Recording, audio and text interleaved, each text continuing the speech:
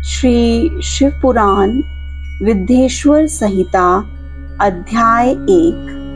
प्रयाग में महायज्ञ का आयोजन और सूत जी से मुनियों की विनय। श्री पुराण पुरुषोत्तमाय नमः। श्री गणेशाय नमः, जो आदि और अंत में तथा मध्य में भी नित्य मंगलमय हैं, जिनकी समानता या तुलना कहीं भी नहीं है, जो आत्मा के स्वरूप को प्रकट करने वाले देवता हैं, जिनके 5 मुख हैं और जो खेल ही खेल में जगत की रचना, पालन और संहार तथा अनुग्रह एवं तिरोभाव रूप 5 प्रबल कर्म करते रहते हैं, उन सर्वश्रेष्ठ अजर अमर ईश्वर अंबिकापति भगवान शंकर का मैं मन ही मन चिंतन करता हूँ।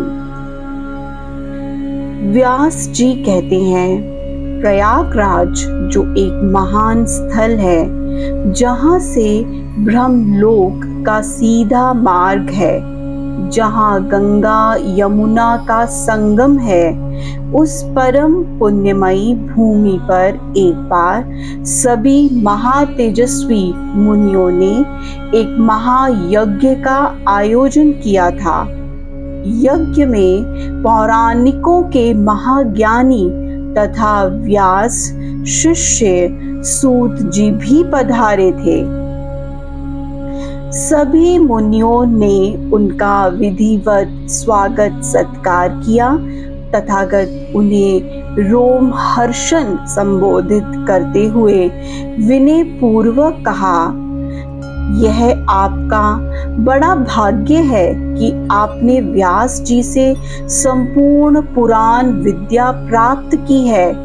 आप रत्नों से भरे सागर की तरह एक कथाओं का भंडार हैं। तीनों लोकों में भूत, वर्तमान तथा भविष्य की हर वस्तु से आप अवगत हैं और आज यहाँ आप हमारा कल्याण करने हेतु ही आए हैं।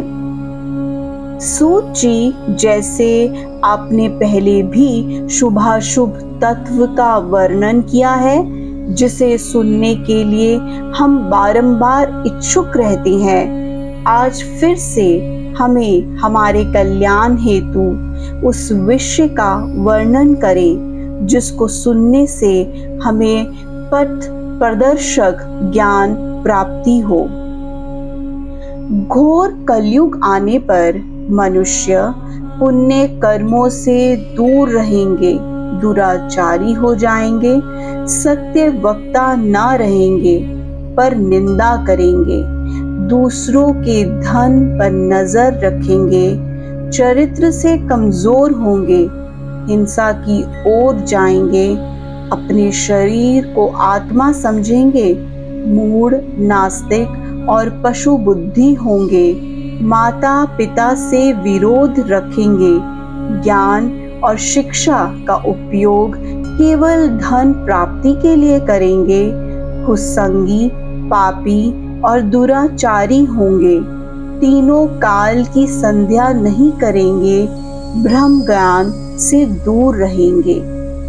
और जब मनुष्य अपनी जाति के कर्म छोड़ देंगे, अर्थात क्षत्रिय शौर्यहीन हो, शूद्रों की तरह व्यवहार करेंगे, दूसरों को ठगेंगे, वैश्य संस्कारों से दूर अपने कर्म का त्याग कर केवल धनोपार्जन करने वाले, नाप तोल में धोखा करने वाले होंगे, और शूद्र ब्राह्मणों के समान आचरण करेंगे, अपना कर्म छोड़ उज्जवल वेशभूषा पहन व्यर्थ घूमा करेंगे, स्वधर्म विमुख होंगे, उनके विचार कुटिल और केवल दूसरों की निंदा करने वाले होंगे, धनी हुए तो कुकर्मी होंगे, विद्वान हुए तो वाद विवाद में समय व्यर्थ करने वाले होंगे, अपने को कुटिल मानकर चारों वर्णों में वैवाहिक संबंध स्थापित करेंगे।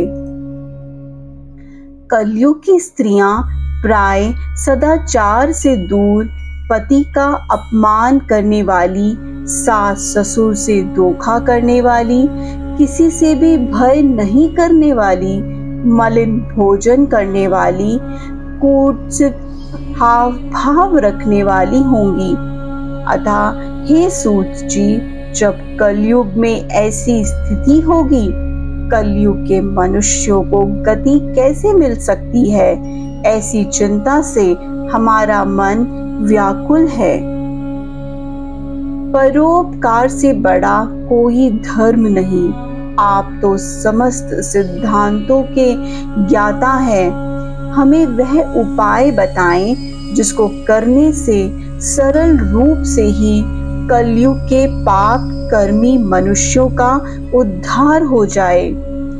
व्यास जी कहते हैं कि भाव आत्मा मुनियों की बात सुनकर भगवान शंकर जी का स्मरण करते हुए सूत जी कहते हैं।